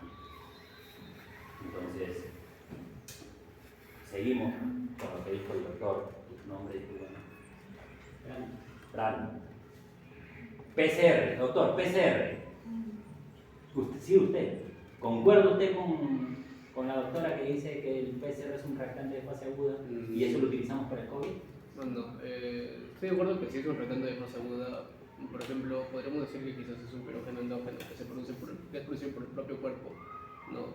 Frente a cuadros de infecciones, ¿no? Pero no es como que una prueba diagnóstica para asma, perdón, para COVID, ¿no? En este caso. Porque estamos hablando de otro PCR, ¿no? Porque yo le dije, doctor, está muy bien el tema del antígeno anticuerpo y muy bien el tema del PCR, pero ya me lo llevaron al otro PCR, que es la proteína C reactiva. Y ese PCR no es el que utilizamos. Y les dije todavía, ya llevaron bioquímica. O sea, yo lo he llevado hace 20, doctor, todavía me acuerdo. Encerrado.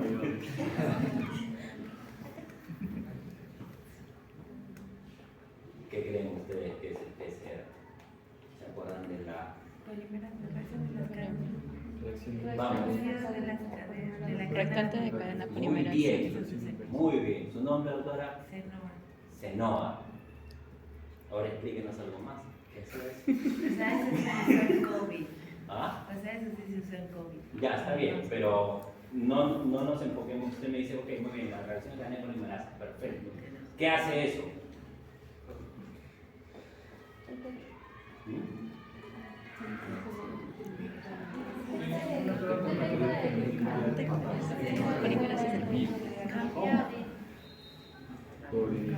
Uniéndose a su receptor. No, recién hace 2 años lo han llevado. No sabíamos qué hacía el COVID en ese momento. No sabías nada del COVID. Ya estaba el COVID, ¿ah? Ya había pasado COVID. Ya. La doctora que está allá, doctora, PCR. ¿Hay forma de prender las luces de atrás?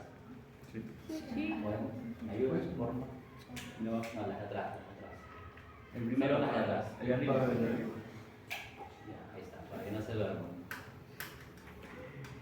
Vamos, doctor, engáñeme.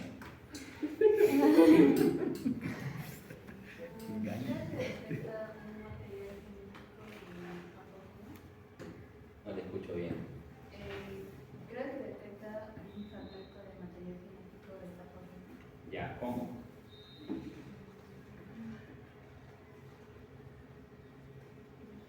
El doctor está con su camisa amarillita atrás. Doctor, cuéntenos, PCR. No se acuerda. ¿No? ¿Nada? Ya ven que todo lo que han llevado lo vamos a aplicar. No era tan fácil.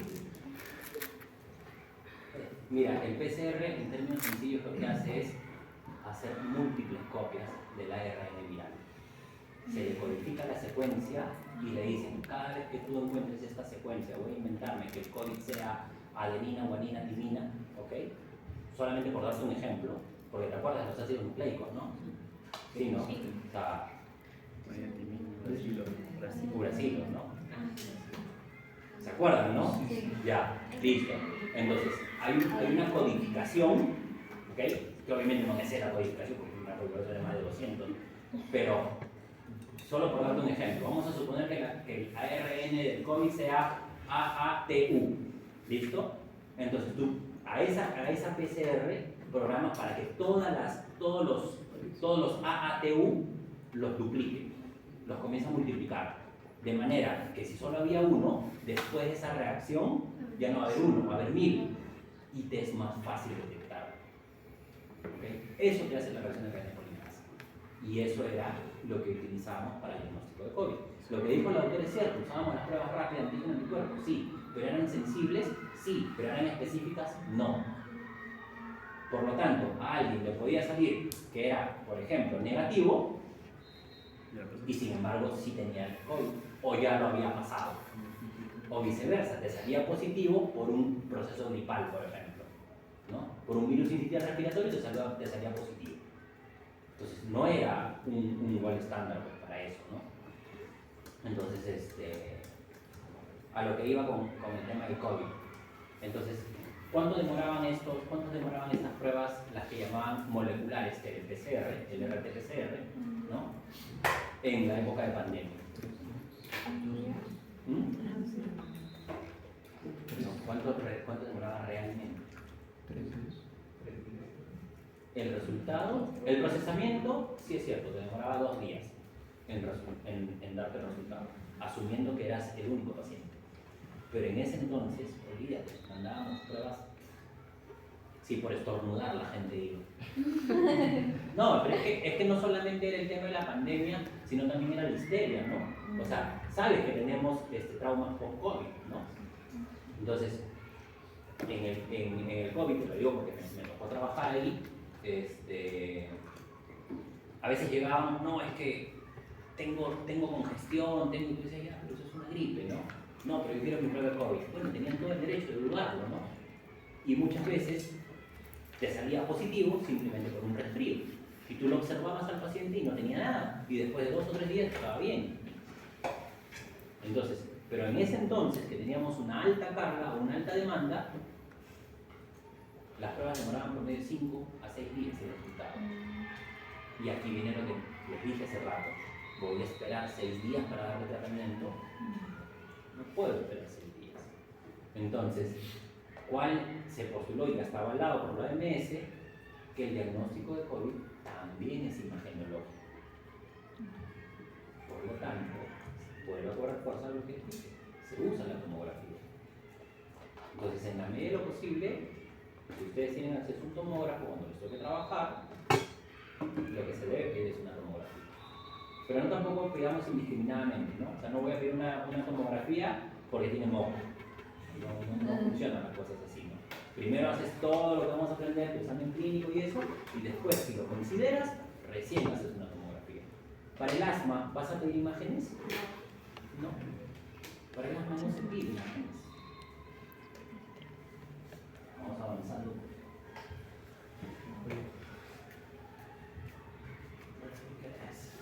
¿Hasta qué hora tenemos clase? 7:30. Ah, tenemos 2 horas. Break. Break. Break.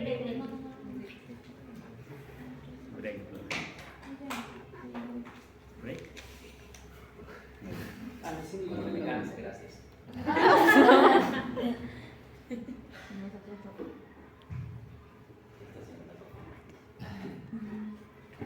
Ya, bueno, la tos se puede cursar con insomnio, vómitos, dolor de cabeza, ya. Recomendaciones, un buen cambio, ya. Expectoración.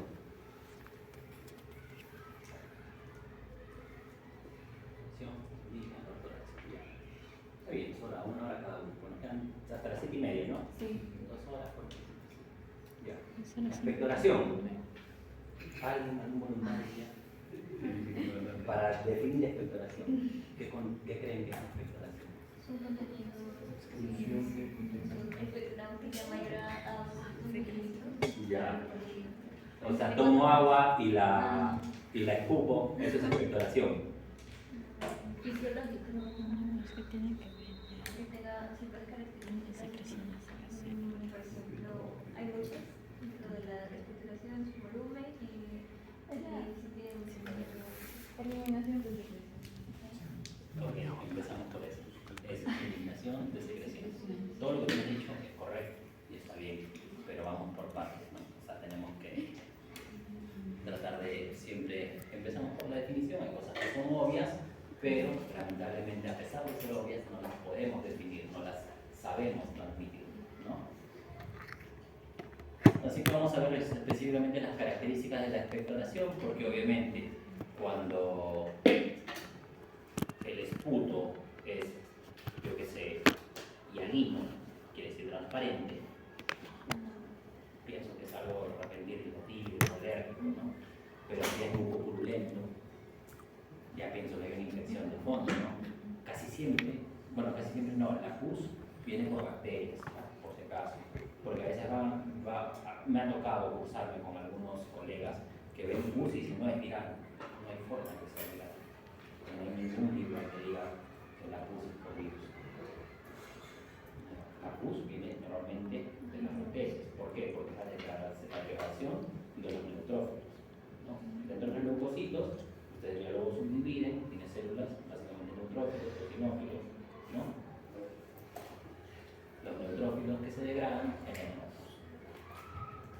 clasificado tipos de expectoración, ahí está, cuboide, mistoica, la cantidad. Justo me hablabas de cantidad, ¿cuánto era la cantidad? Y ahora 200 se considera expectoración, menor de 200, no. Ya. El color, lo que les estaba hablando, ¿no? Si es transparente, blanca, amarilla, verde, ¿no? Verde casi siempre asociado a hongos, amarillo, ¿no? El olor es importante. La semiología, entiéndase, la semiología inicia, o sea, si saben quién es Hipócrates, ¿no? Padre de la mente. De que ellos fueron los primeros semiólogos. O sea, en ese entonces no había pues exámenes de laboratorio como todas las facilidades que tenemos ahora. Entonces la semiología era justamente ver, veían el esputo, qué color tenía, qué consistencia tenía, qué olor tenía, y todo eso unido te hacía sospechar de patologías. Listo, ahora difícilmente alguien se va a poner a oler un esputo, ¿no? No, es que no les digo algo que no es cierto, o sea, difícilmente van a oler un esputo. Que de repente en el procesamiento tú con tu mascarilla y todo abres y eso apesta, ok, pero no es que van a agarrar y no se hace eso, pero eso hacían antes. Entonces ahora tú evitas todo eso con los exámenes auxiliares, listo, pero la semiología lo que te dice es todas las características clínicas de lo que tú presentas, ¿no? Enfocado a una enfermedad. Ahí estábamos hablando 100, que son diluidos, más de 200 que se considera.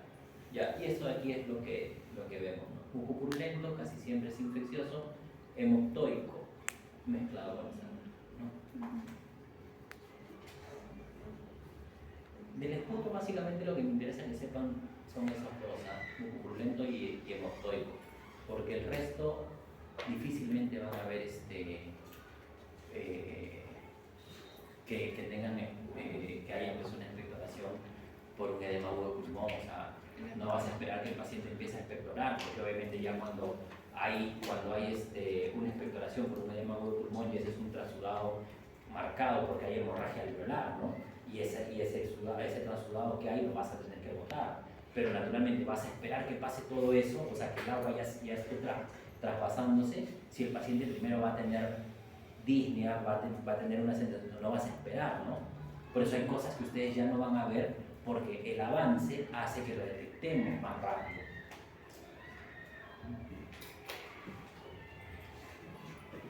Pero sí vamos a ver el músculo y vamos a ver el hemoptoico. El erumbroso básicamente es... Lo que pasa es que, por ejemplo, cuando tú ves un esputo, o en este caso la expectoración, tú puedes verlo que es tipo todo mezclado, o sea, con sangre, como una, imagínate la gelatina roja, ¿listo? Ya, o sea, todo eso es tu esputo, o sea, quiere decir que está totalmente mezclado. Versus, por ejemplo, otro esputo u otra expectoración que tiene la sangre, pero solamente encima. ¿Sí me entiendes? O sea, el erumbroso es con trazas de sangre.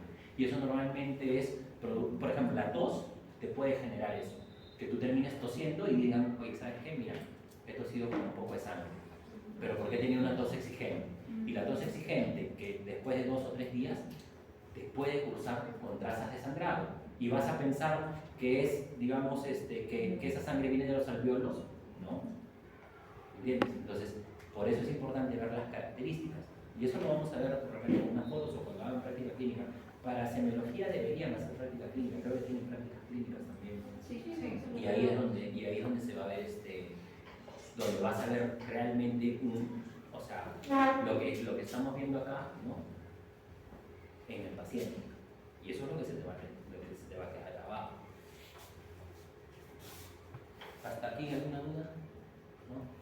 El PCR, sí.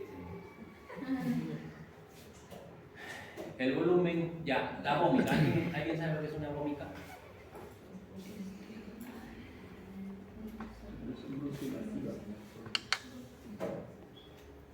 ¿Han visto una vómica alguna vez? Yo he visto 2 veces vómica. Porque nuevamente, o sea, lo que te dice el libro es lo que puedes encontrar y necesitas saberlo, porque cuando te toque tienes que saber qué es, pero ya con los tratamientos que hay, con los métodos diagnósticos, se evita pues un montón de cosas, ¿no? Pero alguien tiene idea de lo que es una vómita.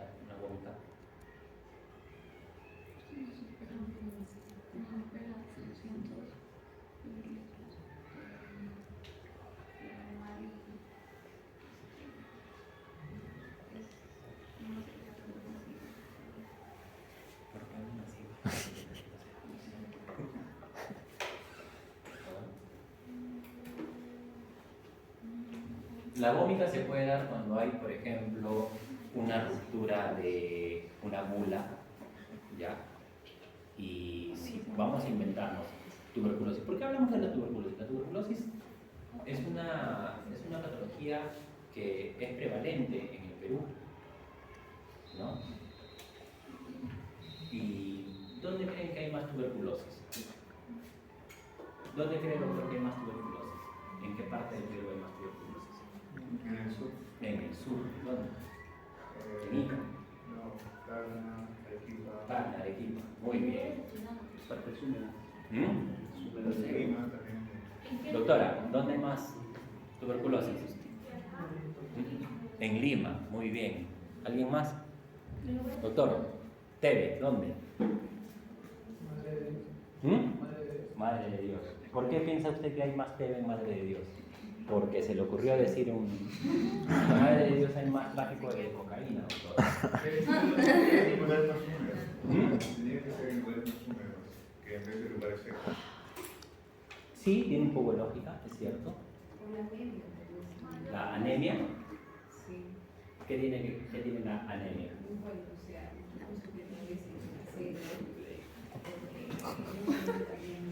Ya. Un poco de lógica, pero no. O sea, la TB, ahora vamos organizando. O sea, se desarrolla más en lugares húmedos que en lugares Ya, eso sí es cierto, eso es un factor epidemiológico, pero la TB, lo que dijo la doctora es cierto, es más en Lima. ¿Su nombre, doctora? Mariciel. La TB es mayoritariamente en Lima. El departamento del Perú, aunque ahora ya lo hacen por regiones, que tienen más incidencia de TB es Lima. Entonces, ustedes viven con la TB, ustedes van a tratar TB. ¿Y por qué hablamos de TB? No solamente por el tema de la incidencia, sino porque la TB te puede dar todo lo que te dice el libro, te lo puede hacer la TB. Porque puedes tener tuberculosis y también neumonía. La TB no solamente es pulmonar, intestinal, meningia. Entonces, y respecto a lo que dice la doctora del tema nutricional, sí, es importante. Antiguamente me acuerdo, algunos maestros decían que para combatir la TB era importante la vitamina O. Sí tiene que ver con el tema de la nutrición, de las defensas, pero no específicamente con anemia. Porque cuando usted me habla de anemia, tu alimentación, ¿cómo pues, usted diría que hay una persona que tiene anemia? ¿En qué se basa para eso? Bueno, por el cuerpo donde vive, por ejemplo, la selva no tiene tanto acceso a hierro, proteínas, carnes, solo comen ciertas cosas y no es completo. Por ende, la cantidad de hierro Tengan anemia. Muy bien, todo lo que usted dice está correcto, pero yo le pregunto a usted, ¿cómo usted me define anemia? Disminución de hierro. Un déficit de hierro. En sangre. Déficit de hierro en sangre. Déficit de hierro en sangre.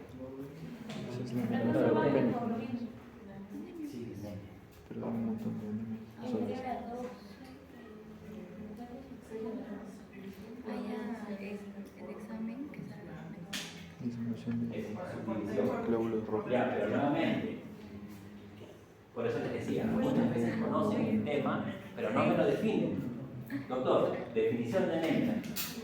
Hemoglobina menor a 12. Muy bien, empezamos por eso. Anemia empieza por el valor de la hemoglobina. Después usted lo clasifica de acuerdo al volumen corpuscular y la hemoglobina corpuscular media. Hasta ahí vamos bien. Entonces, lo que dijo usted está muy bien, ¿no? con el tema de la nutrición, pero no con la anemia. ¿Listo? O sea, vamos organizándonos, porque luego no quiero que usted salga y me dice, no, el doctor me dijo que por la anemia era TB. No. El tema nutricional para la TB es importante, es muy importante, pero no se relaciona con la anemia. ¿Por qué? Ya hablamos de la hemoglobina. La hemoglobina, ¿por quién está compuesta básicamente? ¿Qué es lo que dosas en la hemoglobina? Glóbulos rojos, ¿no?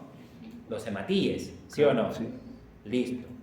¿Y cuál es la función de los hematíes o de los glóbulos rojos? Transportar oxígeno. Transporte de oxígeno. Muy bien. Entonces, ¿tiene función de defensa? Claro. No, doctora, usted. ¿Por qué no? Transporta oxígeno a tus pulmones, ¿no? Tus pulmones te defienden. Usted dice que sí. ¿Por qué?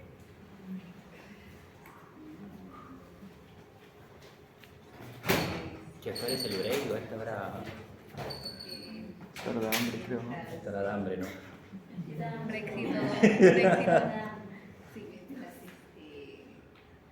Yo todavía no tengo hambre. Está mucho mejor si los valores de hemoglobina y todo eso están dentro de los parámetros que tenemos. Nuevamente le voy a decir que sí tiene razón respecto al sistema inmunológico, pero no con respecto a la anemia. Doctora, usted. Sí, usted. ¿Su nombre? Tengo que aprender. Vamos, la próxima venimos con menta, ¿ya? Con stickers, en el pecho. Delegada, por favor. Vamos. Es voy a traer stickers.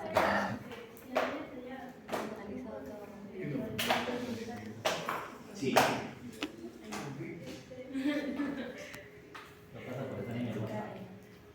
Al final el examen viene de lo que yo digo, por si acaso. Por eso me da lo mismo la diapositiva. ¿Del libro o de lo que estoy? Del libro lo que Claro, dice. lo que yo digo está en el libro, ¿o no?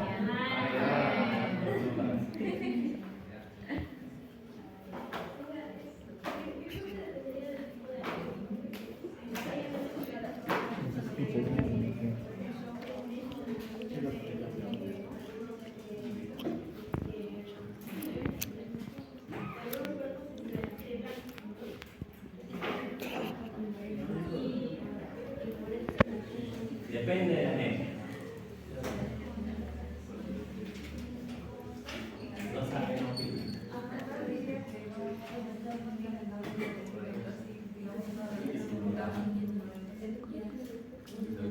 Aparte de médico va a ser camarógrafo. O me está haciendo un documental, creo. Sí, doctor. Para YouTube. Para Netflix. Ya. La anemia no tiene que ver con el tema de la defensa. O sea, tenemos tres series, ¿no? La serie roja, serie blanca y serie amarilla. La serie blanca es la que está encargada de las defensas. Pero naturalmente, si no tenemos una buena nutrición, tampoco tenemos una buena producción de defensas. Entonces, lo que dice es cierto. Si no hay una buena nutrición, voy a ser más susceptible a padecer de enfermedades, no solo de tuberculosis, sino de enfermedades. Ahora, que lo que más conocemos o lo primero que se altera va a ser la serie roja, porque si tengo un déficit de no solamente hierro, sino también de vitaminas B9, B12, ¿no? Vamos a generar anemia, sí, y eso es y te está diciendo, ok, tienes anemia, obviamente no hay una buena nutrición y lo más probable es que tus defensas también no estén en las mejores condiciones, ¿no? Porque respecto al tema de los leucocitos o de las defensas, para que se hagan una idea, usted tiene en el lado de acá 100 soldados y en el lado de acá también tiene 100 soldados, pero estos soldados están con lanzas y cuchillas y estos soldados de acá, pues yo qué sé, tienen pistolas y etcétera, etcétera. ¿Cuáles creen ustedes que van a ser más efectivos en una situación de agresión? Exacto. Entonces, muchas veces tu hemograma puede tener los valores normales, pero la función de estos puede estar alterada por un déficit o por una carencia nutricional. Entonces, sí es cierto, por eso te decía, sí es cierto que el déficit nutricional te hace más propenso a no solo la tuberculosis, sino a todo, pero en este caso tenemos que tocar la TB por dos motivos. Número uno, Perú es uno de los países con más alta incidencia de TB y Lima es la región o el departamento que más TB tiene en el Perú. Tanto así que nosotros tenemos una vacuna, ¿no? Claro, la BCG. Se la pone al nacido. Ah, Mírate tu mano, hay una marca de BCG. sí, yo ¿No? tengo mi Por mano. supuesto que sí tienes marca. Revise usted en su domicilio, doctora. Pero va a tener una marca. ¿Ya? Versus, por ejemplo, otros países que ni siquiera lo tienen en el esquema. Porque, La incidencia no es porque mucha. prácticamente no existe. No necesariamente eso, sino porque por ejemplo, hay infecciones que nos dan a nosotros y que le dan a otra persona y otra persona puede morir por eso y nosotros lo resistimos tranquilamente. Ya han llevado inmunología también, me imagino, ¿no? ¿No? ¿Todavía no han llevado inmunología? Ok. Por eso todavía les doy muchas chances. Ya. Esa es la prueba rápida, pero ya no se recomienda. No, sí se utiliza porque lamentablemente muchas veces es lo que tienes a la mano, pero no se recomienda. O sea, ya no se recomienda. Ya. Al final, el tema de la vómica, señores, más de 600 y la vómica, a lo que estábamos hablando, imagínate un paciente que tiene un absceso pulmonar o tiene una caverna y esa caverna tiene contenido, ese contenido revienta, lo tienes que botar, ¿no? Y ya no va a ser 200, pues, ¿no? Ya va a ser mucho más. ¿Y qué otra patología te da eso? El quiste hidatídico. Parasitología ya lleva. Eso sí. No. No, tampoco ya. Pero No, sí. microbiología. Sí. Ya. Los dos. El micro ha llevado parásitos. Sí. Ya.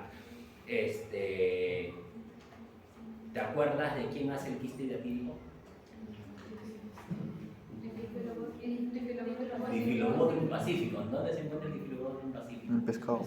En el pescado. Muy bien, pero están equivocados. No, eso es como ese difilobotro, no es el difilobotro. No. El quiste hidatídico. ¿Ah? El equinococo granuloso. Muy bien. Ese sí te va a hacer el quiste hidatídico. ¿Y dónde encuentras el equinococo granuloso? ¿En las carnes? No. Muy bien. El hospedero intermediario es el... No. Porque te acuerdas que hay un hospedero intermediario y uno definitivo. Uno es el perro y ¿La otro es el mosca? hombre. ¿La Ya. mosca? Y el perro, lo que dice el doctor está muy bien, el perro en sus heces bota el equinococo, ¿no? Y lo digo porque pasa, ¿no? O sea, ustedes ven que los perritos al final se terminan lamiendo la colita, ¿no? El Y hay mismo otras perro. personas que besan a los perros, ¿no? Bueno, yo lo respeto, yo no estoy para decirle está bien o está mal, cada uno hace lo que quiere, ¿no? Cada uno hace lo que quiere. Pero puede ser un vector. El otro vector es que Cada uno es el perro que quiere. esas heces del perro, Sí, amigo. sobre todo en las zonas donde hay mucha lluvia, el perro pues hace la popó en cualquier lado, ¿no? Viene la lluvia, lo disgrega todo y muchas veces esas aguas que están contaminadas terminan en los sembríos, yo qué sé, pues de una lechuga, yo qué sé, ¿no? Y ahí lo ingiere. Y entonces ahí tienes dos zonas donde se va a alojar ese quiste, que serían hígado y pulmón. Muy bien, doctor, hígado y pulmón. Y en esas dos zonas se hace el quiste y si se revientan vas a tener una vómica, ¿no? Pero esta vómica ya es con membranas, porque como es quística, va a tener membranas, ¿no? Entonces, esa gómica, también viendo las características, te orienta. Si tú le ves membranas y tú ves un volumen amplio, porque el quiste hidrético normalmente es grande, ¿no? O sea, es un volumen, a veces se dice más de 1000, te dice, ok, listo, tiene más de 1000, veo membranas, ok, esto aquí es por un quiste hidratídico, dale. Pero si veo que es, yo que sé, purulento, ¿no? Ya voy pensando en otro tipo de patologías.